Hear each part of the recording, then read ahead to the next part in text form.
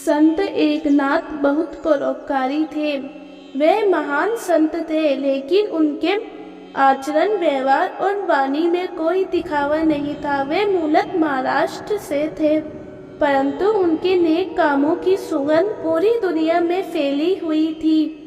एक बार संत एकनाथ के मन में ये विचार आया कि प्रयाग जाकर त्रिवेणी में स्नान किया जाए और त्रिवेणी का पवित्र जल कावड़ में भरकर रामेश्वरम में चढ़ाया जाए। उन्होंने इस बारे में अपने साथियों से चर्चा की तो सभी तैयार हो गए। एकनाथ भजन सत्संग करते हुए प्रयाग पहुंच गए। वहां उन्होंने त्रिवेणी में स्नान किया और उसका पवित्र जल कावड़ में भरकर रामेश्वरम चल दिए। एकनाथ के साथी भजन कीर्तन करते रामेश्वरम जा रहे थे। शरीर में थकान तो थी, लेकिन कावड़ की उमंग उन्हें लगातार आगे बढ़ते रहने की प्रेरणा दे रही थी। चलते चलते वे रामेश्वरम के निकट पहुंच गए। नगर में प्रवेश करने से पूर्व सभी साथियों ने निर्णय किया कि थोड़ी देर यहाँ विश्राम किया जाए।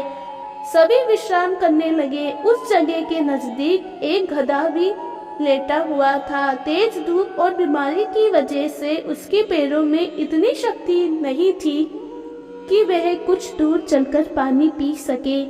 एकनाथ और उसके सभी साथियों ने उसे देखा।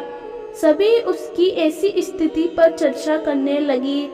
कोई कहता, भगवान ने ये कैसा संसार बनाया है, इस जीव को जीवन तो दे दिया, लेकिन आज उसे इतनी शक्ति भी नहीं दी कि ये कुछ दूर चलकर पानी पी सके।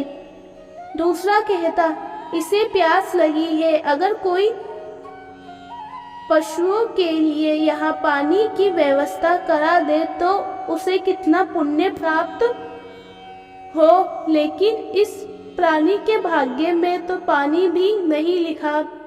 सभी अपनी राय देकर स्थिति को कोस रहे थे। उन्होंने अपनी कावड़ से पवित्र जल का पात्र खोला। वे उससे गधे के मुंह के पास ले गए और पूरा जल उसे पिला दिया। गर्मी के मौसम में ऐसा पवित्र जल पीकर उस जानवर की स्थिति में सुधार हुआ और वह उठकर चला गया।